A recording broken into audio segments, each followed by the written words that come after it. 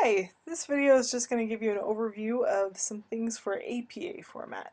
So as you can see here, in APA format, the first page looks a little bit differently than a lot of other essays you might have turned in the past. It really is its own separate title page. And this part I have highlighted in blue, not because you need to highlight anything in blue, but just to help me to kind of remember what we need to cover. So here I have my title, Research and Design in an Academic Setting, What Today's Professors Can Learn from Scott and a Robot. And then my name, and then the degree I was working on at the time, and then Utah State University, which is the institution I was attending. And then up here at the top, I have a shortened version of my title, all in capital letters, and a page number. This is actually a separate header from the rest of the paper, and this will show up on every single page, and that's what you'll want to do as well. Make sure that you have a header with a shortened version or your complete title if it's a short title, and the page number over here. So after you have your title page, whoops, wow, that jumped me all the way to the end. Let me go back to the beginning. There we go. After you have your title page, then you're going to go and start your essay. In this particular essay, I needed to include an overview. Sometimes people also put an abstract here, but you don't have to put that for your paper. That's usually something you do for a much longer paper. So when you get started with your essay, again, you're just going to put your full title here, centered, Times New Roman, and then you're going to get started with your paper. First paragraph, your introduction here. So you jump right in, get started. For this particular paper, I use some headings, and you are welcome to put those in your paper as well. I also include some pictures, and you are also welcome to use pictures, tables, graphs, things like that to support something that you're saying in your paper. Also, if you use any acronyms in your paper, the first time that you mention something that has an acronym, make sure that you use the full name and then put the acronym in parentheses after it. That way your audience will know right off from the start that whenever you say, South Korea Telecom, for example, that means SKT. So every time they see SKT, they know what that's referring to. All right, so a little bit farther down, you'll notice here for a picture, I have figure 2. When you're referencing those things in your paper, you'll want to say see figure 2, things like that to help them to know which picture to look at, especially if you have multiple pictures like I do. And then I just want to show you a couple things with in-text citation. So one of the first examples I have is I was quoting, or actually paraphrasing, something from President Barack Obama. I'm talking about something that he said in his 2013 inaugural address. And in this case, because I have the person who said it and where it came from here, I don't put a page number or anything here. There wasn't a page number associated with what he said. And so that's actually the complete citation that I have. It's just included right within my sentence. You know where it came from.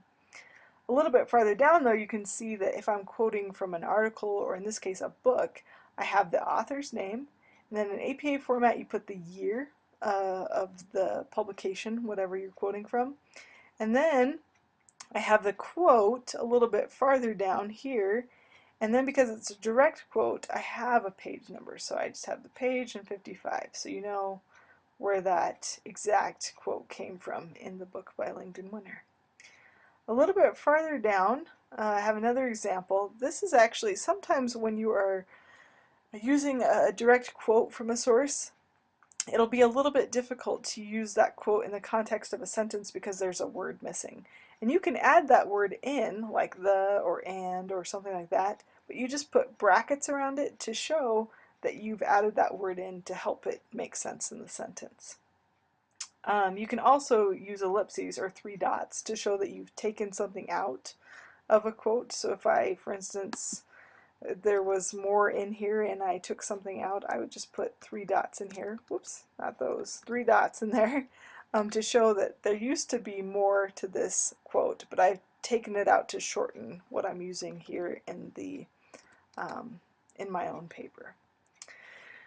Looking a little bit farther down, here's an example of when I'm quoting 2 authors.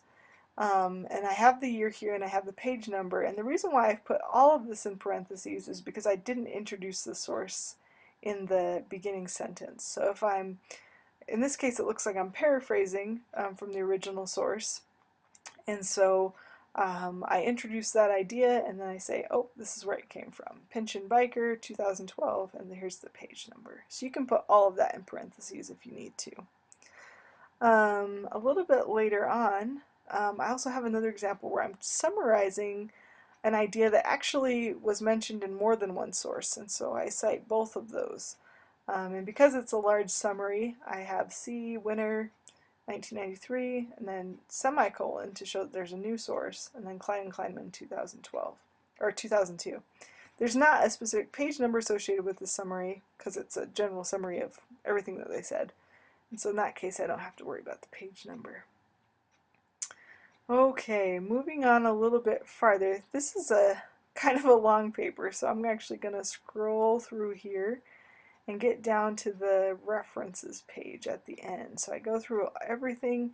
You'll notice as I get closer to the end here, after my final paragraph, I actually have space, and that's because you don't want to put your references directly after the final paragraph. You actually want to put them on their own page. So here's where my references start. Again, I have references centered at the top, and then here you'll notice that I have each source listed in alphabetical order, and there's a hanging indent, which means there's space under each author's name, so it's really easy to locate that author's last name and see if I wanted to find, this source later on. It'd be really easy for me because I've listed the last name of the author in the paper. In MLA format, you'll notice that when you include the title of something, if it's an entire book, then you put that in italics. And you also don't have to capitalize anything but the first letter for that entire book. Another thing that you'll want to pay attention to is making sure that you still put the year in your citation. After that, if you're not citing an entire book, then you don't have to put it in italics, but you should put the name of the journal in italics after that. Here you'll notice I have these kind of weird dashes, and that's just to show that this source is by the same authors as the source directly above it. So instead of having to write out the names of the authors all over again, I just have these dashes showing, oh, these are by the same author. And that looks like everything on my references page. If you have any questions about this, I encourage you to look at Al Purdue, look in your book in the appendix, Appendix 2, that has more information on this. And really just take some time close to the end when you're doing that fine polishing to make sure that all your citations are correct and where they need to be.